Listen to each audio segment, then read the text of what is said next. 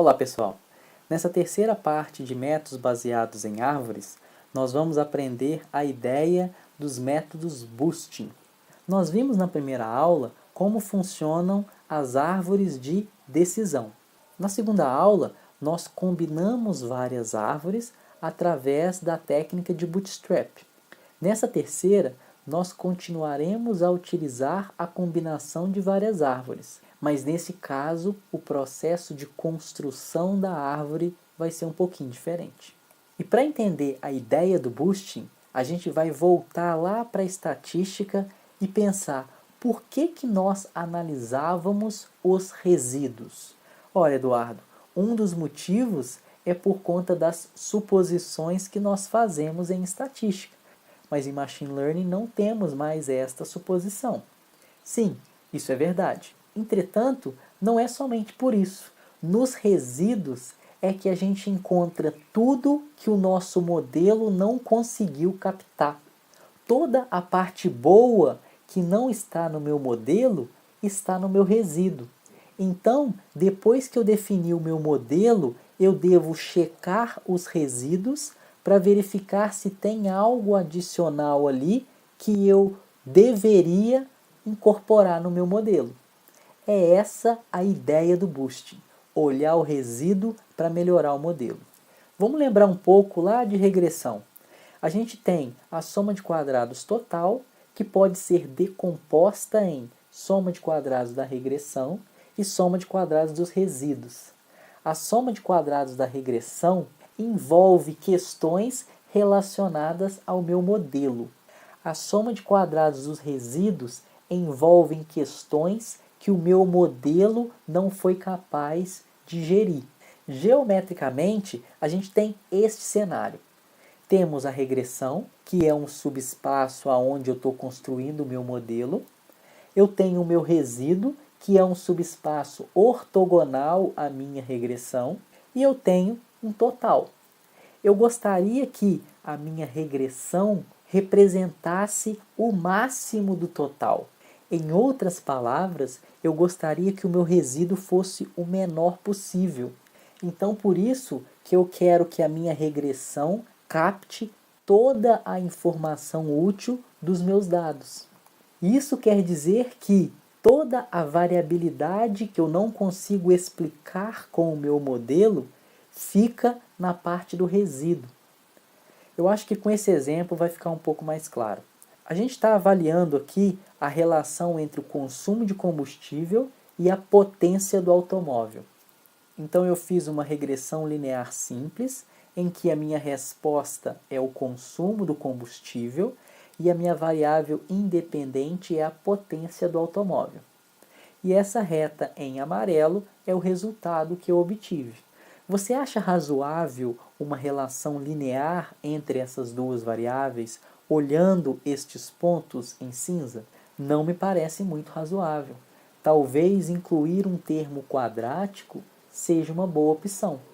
Vamos olhar o resíduo para ver se ele nos diz alguma coisa. Colocando os resíduos no eixo Y e os valores ajustados no eixo X, a gente nota exatamente uma relação quadrática que não estava no meu modelo. Vamos então incluir esse termo quadrático e ver o que acontece. Eu incluí cavalo-vapor ao quadrado, agora a minha relação está em azul, muito melhor do que a anterior, e o meu resíduo agora não tem mais esta relação quadrática. Isso quer dizer que a minha variável x ao quadrado, que eu não tinha incluído no primeiro modelo, ele estava no resíduo. E a partir do momento que eu olhei para o resíduo, eu encontrei essa variável x ao quadrado e incorporei no meu modelo de novo. Vamos então para mais um exemplo para ver se ficou claro. Eu tenho este resíduo aqui.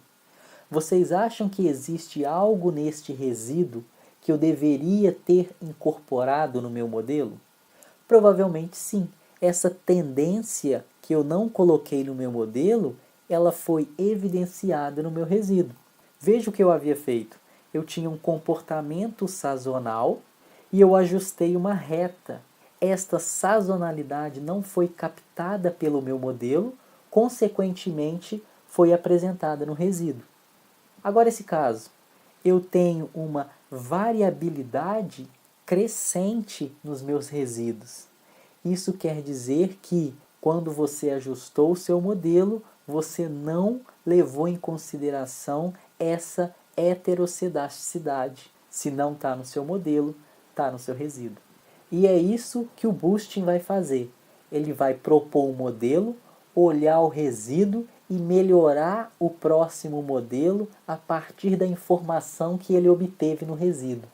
Voltando ao exemplo do consumo de combustível, a gente tinha esta situação, um modelo beta 0 mais beta 1 cavalo vapor, mais um resíduo. Estimei o beta 0 e o beta 1, e tudo que eu não obtive no modelo ficou no resíduo. Olha o que eu vou fazer agora. Eu vou considerar o meu resíduo como a minha resposta y. E o meu x continua sendo cavalo vapor. Então eu tenho resíduo igual a beta 2, que multiplica cavalo vapor ao quadrado, mais um resíduo 2. Este resíduo 2 é o que sobrou deste ajuste que eu fiz no meu resíduo. Combinando agora o primeiro resultado, beta 0 mais beta 1 cavalo vapor, mais um resíduo, e sabendo que esse resíduo pode ser escrito como beta 2 vezes cavalo vapor ao quadrado mais um resíduo 2, eu posso atualizar a minha informação dessa forma. Beta 0 mais beta 1 cavalo vapor mais beta 2 cavalo vapor ao quadrado mais um resíduo 2, construindo esta função. Veja que eu fiz essa função em 2 passos. O AdaBoost vai fazer exatamente isso. Ele vai construir uma árvore, olhar o erro desta árvore e tentar construir a próxima baseando-se somente neste erro. Ele vai aprender com o seu erro. Como eu disse, o princípio do boosting é propor um modelo bem simples, que a gente fala que é um weak learner, e o aprimoramos a cada iteração. O processo consiste em filtrar os resultados corretos, ou seja, se a minha primeira árvore obteve um bom resultado em determinada situação, a próxima árvore vai ser construída se concentrando somente naquilo que o meu modelo não captou no primeiro momento. Essa figura resume um pouco essa ideia. Eu tenho o meu dataset 1 e eu construo a minha árvore. A partir do resultado desta árvore em termos de predição, eu vejo onde ela errou e os meus próximos datasets serão construídos a partir do erro da minha árvore anterior. Então veja que, diferente de Bagging e Random Forest, em que as árvores eram construídas de forma independente, de forma paralela, agora as minhas árvores são construídas sequencialmente.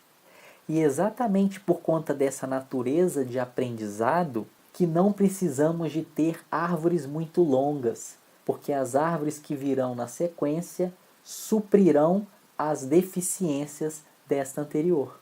Agora, um pouquinho de teoria para a gente entender como o algoritmo funciona realmente.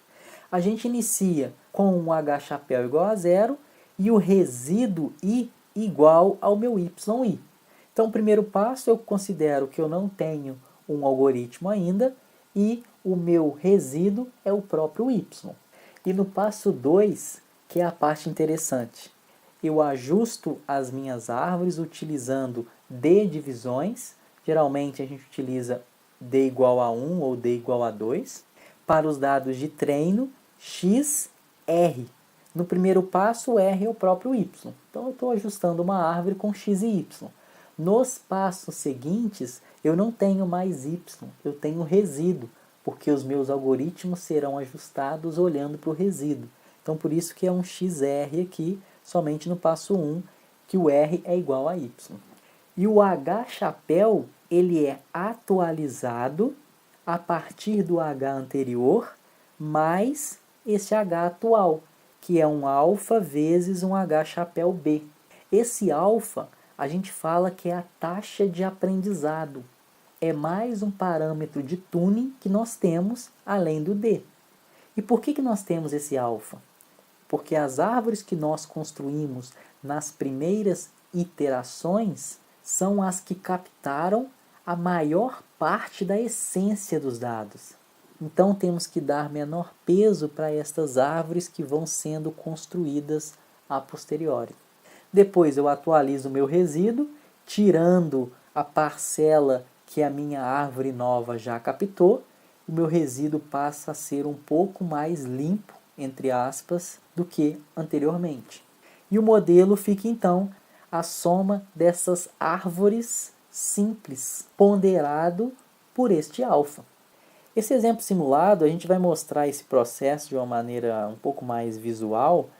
Nós temos essa linha em azul, que é o meu sinal, e os meus dados foram gerados a partir desta função. Veja o processo do AdaBoost. No primeiro, eu proponho um modelo bem simples.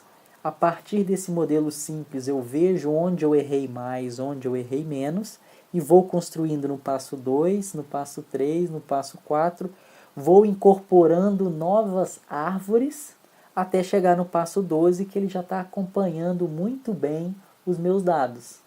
Algo que a gente tem que tomar muito cuidado nos métodos Boosting é no tamanho do B. Por conta desse aprendizado sequencial, o B não pode ser muito grande, porque senão ele decora os dados. O AdaBoost para classificação é um pouquinho mais difícil de entender, nós não vamos entrar em detalhes técnicos a esse respeito, mas a ideia é a seguinte: eu tenho meus dados originais, classificados como positivo e negativo, todos com o mesmo peso. Eu crio a minha primeira árvore, que é representada por essa região em azul e em rosinha, e eu tenho os meus erros. Estes erros ganham um peso maior para os dados seguintes. Então veja que o sinal de mais que eu classifiquei errado, ele ganhou um peso maior. O sinal de menos que eu classifiquei errado, ele também ganhou um peso maior. E agora a próxima árvore vai olhar estas observações com um cuidado maior e gerar um outro classificador, uma outra árvore. Consequentemente, teremos outros erros, e estes erros serão ponderados para um próximo conjunto de dados e assim por diante. No final, você combina todas estas árvores para ter um único classificador. Como eu disse, nós não vamos entrar em detalhes teóricos sobre essa abordagem. Para o aluno interessado, o capítulo 10 desse livro aborda essa questão. Para finalizar, vamos ver um último exemplo.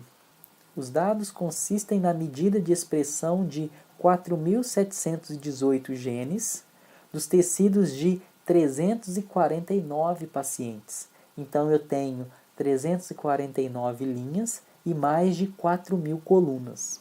Cada paciente possui um marcador de 15 níveis e a gente quer classificar entre um paciente normal e um não normal.